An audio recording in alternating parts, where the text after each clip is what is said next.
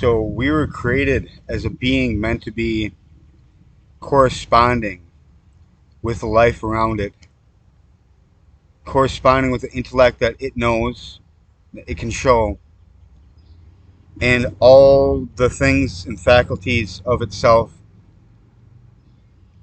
But the things that are inhibiting it is like work, stuff that gets in the way, everyday things, tasks that you got to do that are not of you, basically, that are of something else that you're trying to accomplish for something else, to get something else out of it.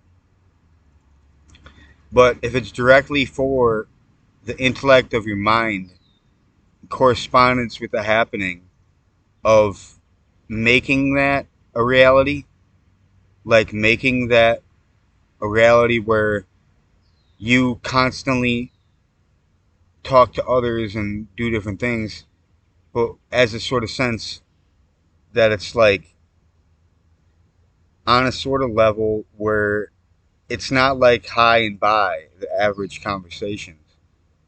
It would be on intricate levels all the time. So this world would be a different whole world and a fabric to what takes place that makes the world right now.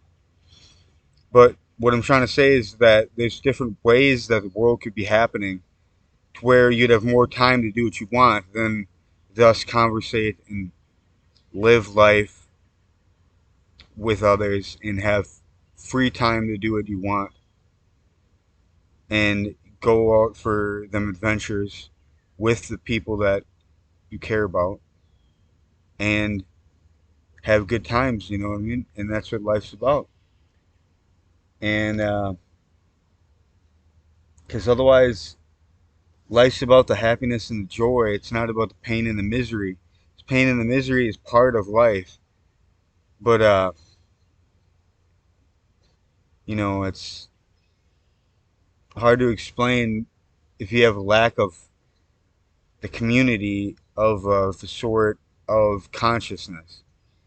If the whole world was like having able to talk and have a whole bunch of time, but apparently they don't.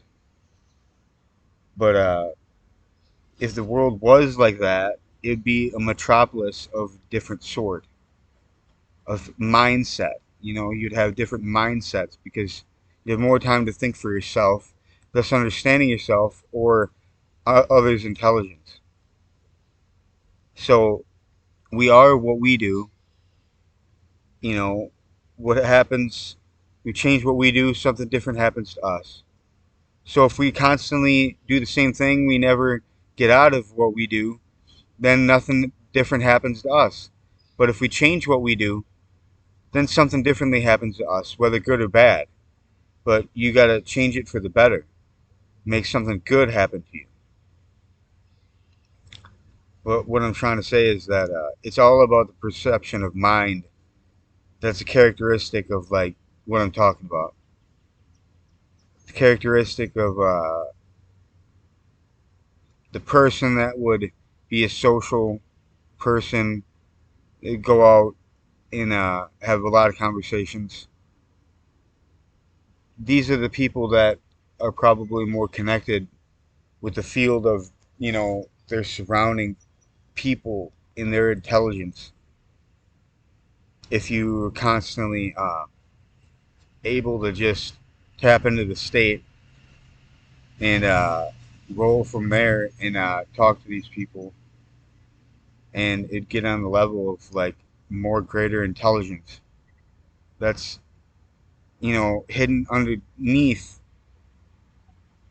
but bring it to the surface when there's more people around to like triggerate that sort of knowledge within you.